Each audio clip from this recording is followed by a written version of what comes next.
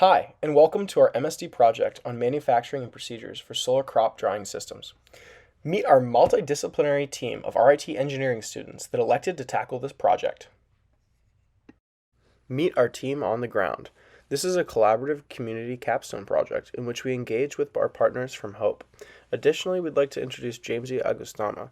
Although he's been all the way in Haiti, Jamesy's been a valuable member of the team, and he's provided critical insight into the design and implementation of this community-based project.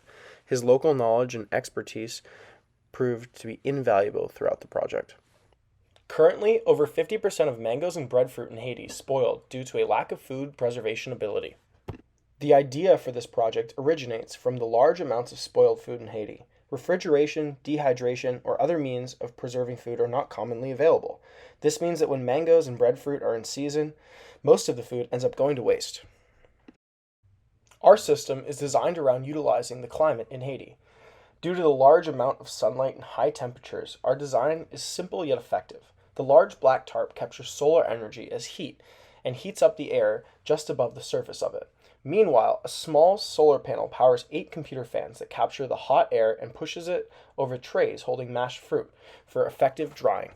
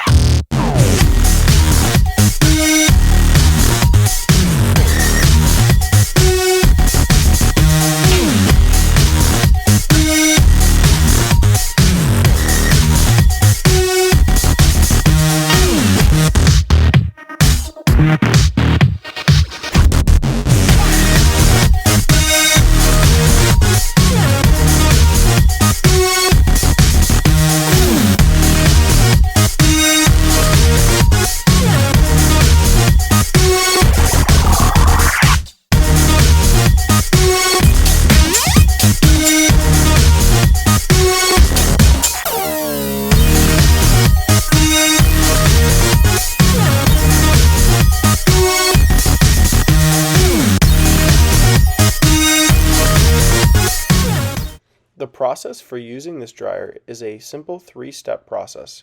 First, put roughly 350 grams of fruit on the trays with a strip of Teflon cooking paper for ease of peeling later.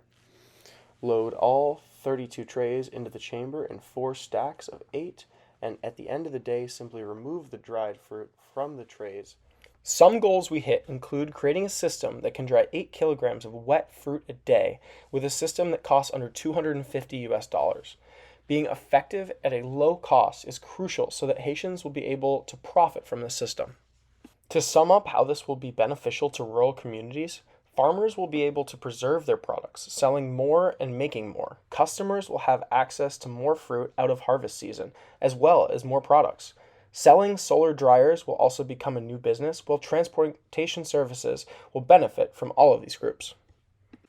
Additionally, this dryer has the potential to be used to preserve or process fruit powder for drinks off-season, breadfruit, dried squash for soup, dried avocado for pressing avocado oil, and more.